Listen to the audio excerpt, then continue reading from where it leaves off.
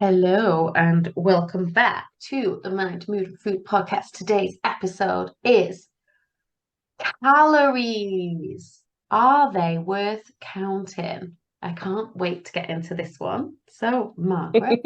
And do I.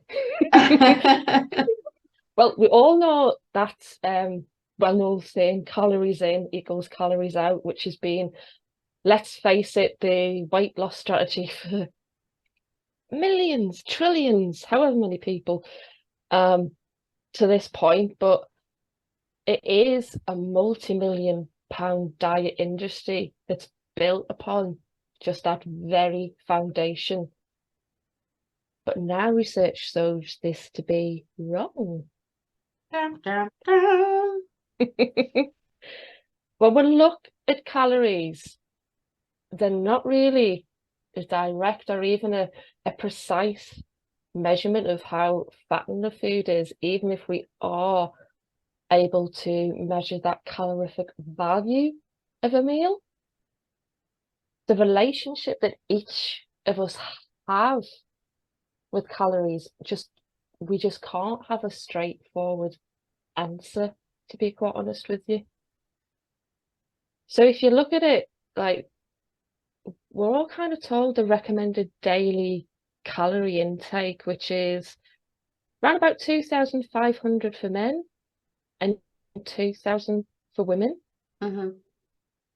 But we all burn this off in our body in completely different ways. And if it's dependent on your muscle mass and your fitness levels, how can the average of a calorie be, the same for everyone? It's just not actually possible to have those calories at, the average intake or the average amount when everyone is so different in the way they actually absorb calories. Mm. I think is it like a rough guide more than Mm. because it's very difficult, isn't it, to say one size fits all. Yeah. And it depends as well on whether you're more sedentary or not, in terms of if you have a job that you sit down a lot, or if you like, Mm. working construction or something and you probably need twice that amount, and then got a Yeah. real manual job. But even people like you and me, we're quite calm.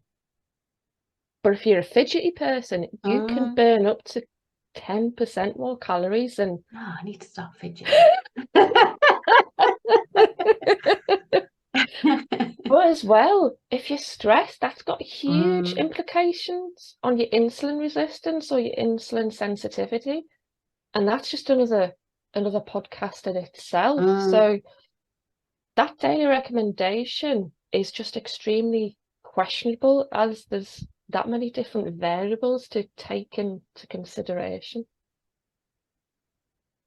Yeah, and if you ate 2,000 calories worth of chips That, versus 2,000 yeah, calories worth of carrots. avocado and carrots. Yeah. Yeah, absolutely. That's something I'm going to get into. But the accuracy on the food label, as you said, these are just estimates. And normally there's like a 5% gain or loss in them. But what's concerning to me is that we might consider, say, a meal that's got 300 calories in is going to be better than the one of 345, Mm. when a lot of the time it's just not true.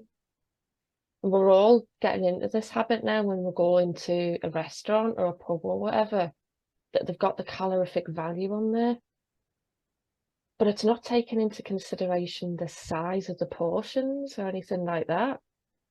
So that's something else to consider.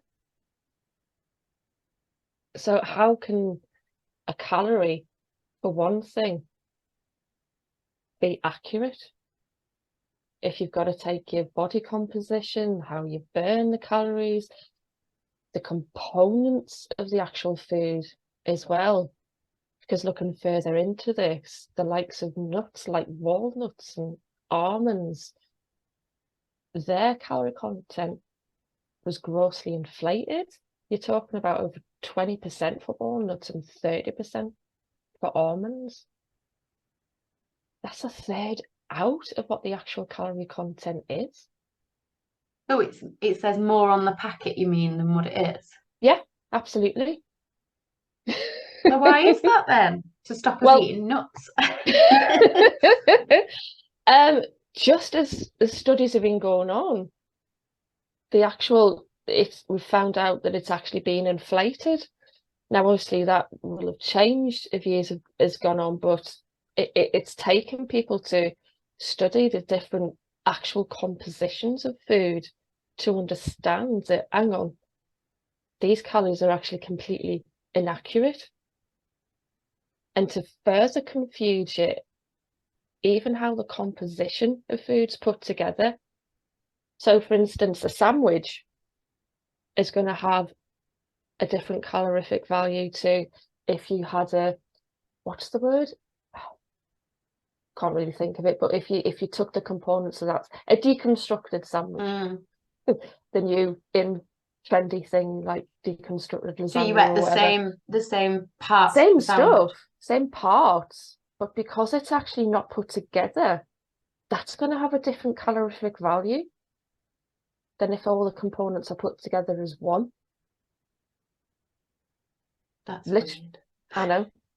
Literally because it's how the food interacts together. Because you're eating it as all one go, which is going to take less energy than as components separate.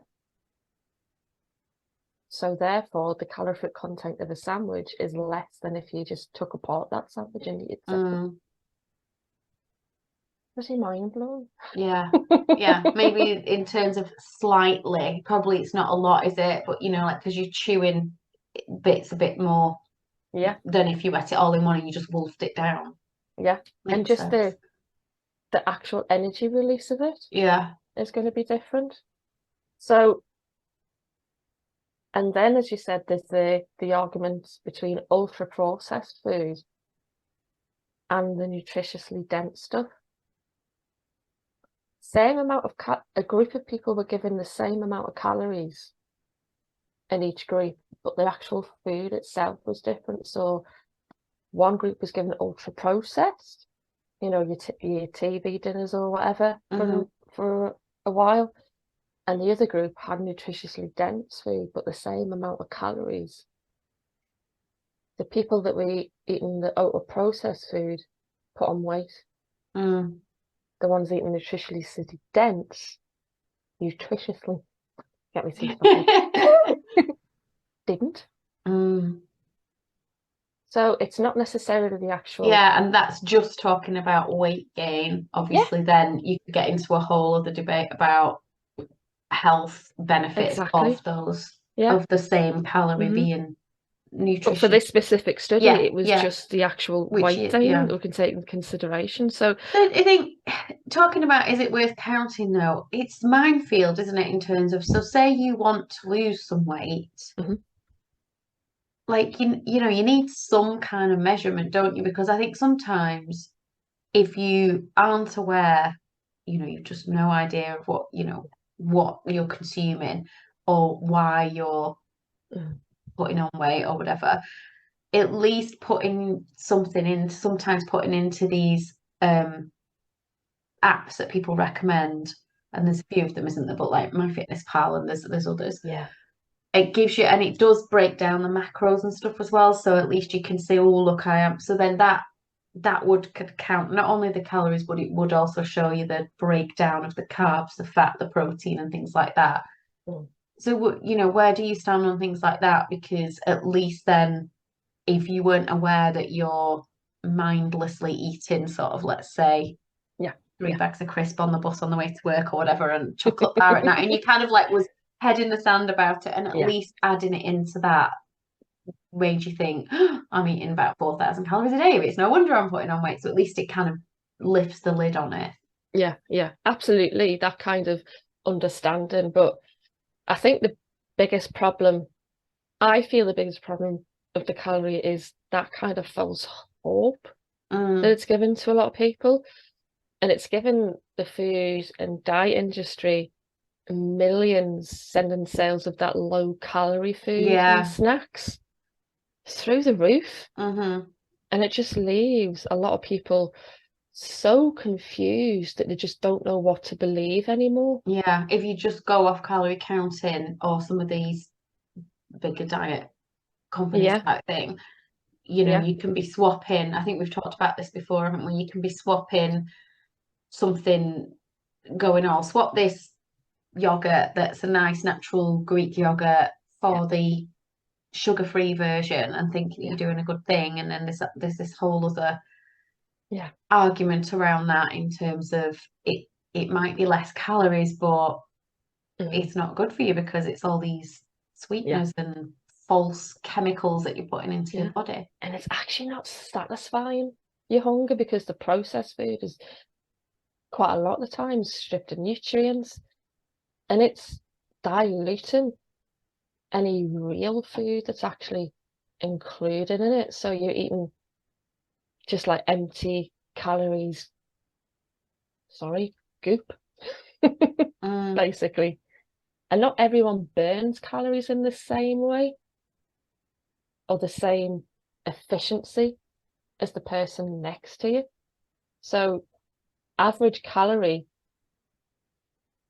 kind of just doesn't make sense. We have to take into consideration the intestines length, how long it takes for food to actually get through your digestive system, as well as even how your gut connolly is made up and how many digestive enzymes you have, because that can be a whole different ball game when you actually digest how you actually digest carbs as well. So I think to kind of give people a little bit of an indication when it comes to, and I think I've made this kind of correlation before, when we look at things like porridge, the likes of oats, the jumbo oats, and mm, the more processed oats, the likes of stuff that you get in the ready-made porridge. Yes, they've probably got the same calories, but look at the composition of them. Those rolled oats are going to keep you fuller a lot longer than the processed ones. Yes, for the same calorie content, but the actual ongoing energy and fullness that it's going to give you, is that going to be the same? Probably not. So it's looking towards how can I get a more real food into my diet rather than the processed version and understand that it's what your individual body needs rather than looking at the calorie content of stuff. mm. And so would you say as well, being more mindful about when you've eaten something, trying to kind of track how your energy was and how like, so maybe just getting a feel for how full you were and Mhm. trying different things and swapping different things out, eating a little bit more cleaner and seeing what effect different things have. Because, no one's going to know their own intestine length or Oh God, whatever, no. Do you know what I mean? I think people might be listening going, oh, well, what do I do then? Well, So simple thing is that is I knew I'd get it in here at some point. we just talk Yay! about poop. And I've not talked about coffee and I have one here. Well, yeah, I mean, I can have something to eat and I then poo probably towards the evening. Other people are different. And that's how you can start understanding how long your intestinal tract is. How long does it take for you for food Mine to takes pass ages. through? Yeah.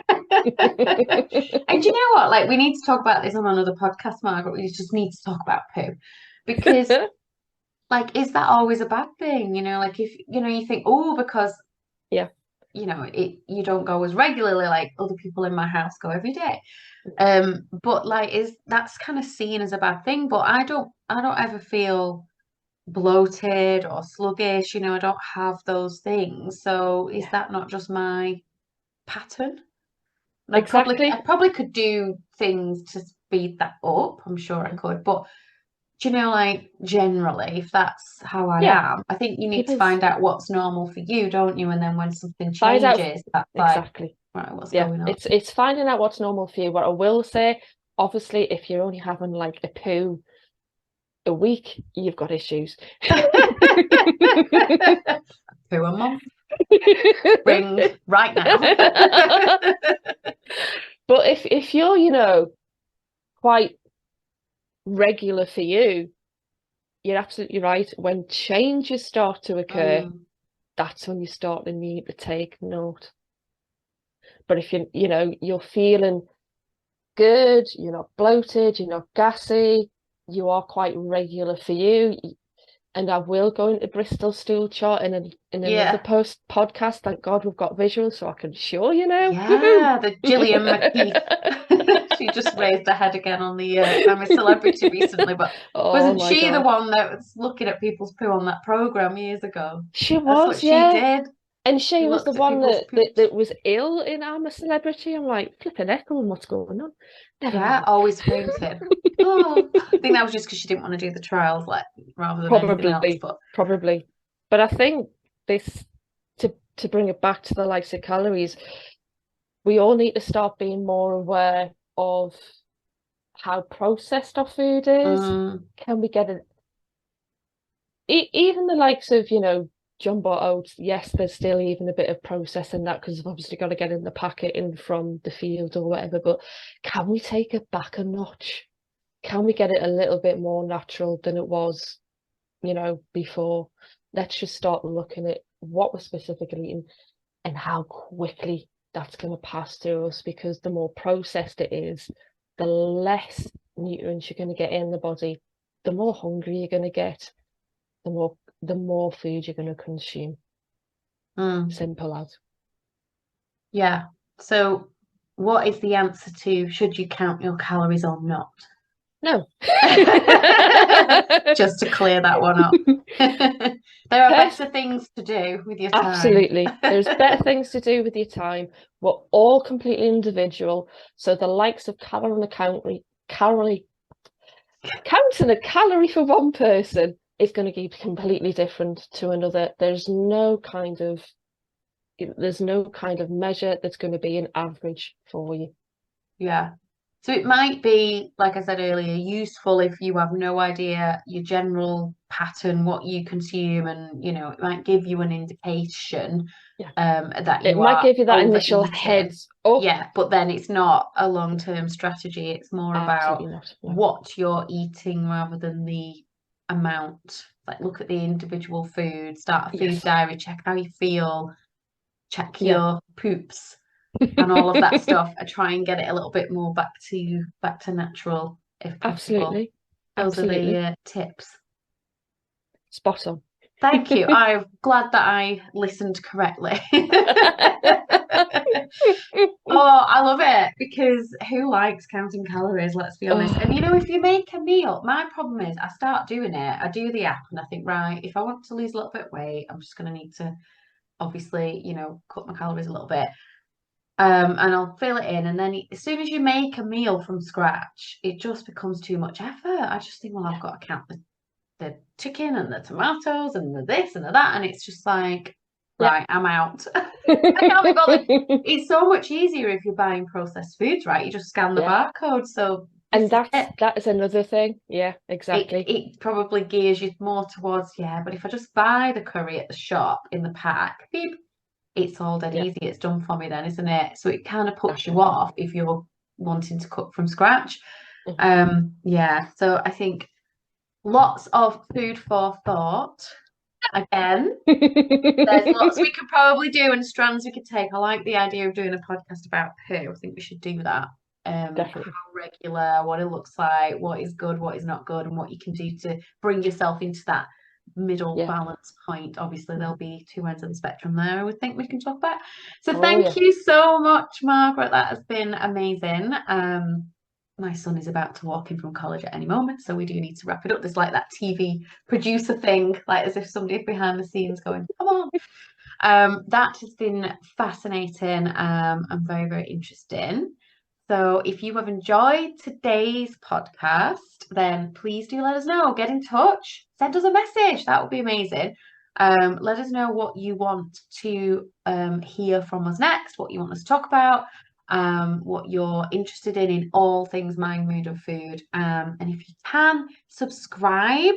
If you know how to do that, just kind of hitting subscribe somewhere doesn't cost Yeah. you anything. It is free. It's just that it helps us. It really does help. So lots of podcasts people listen to, even the big ones, you'll hear them. People say there's 50% of Please subscribe. people Yeah. listen to this that are not subscribers, and because it just helps the channel basically. Mm. So thank you for your support. Thank you for listening, and we'll see you on the next one. See you later. Bye.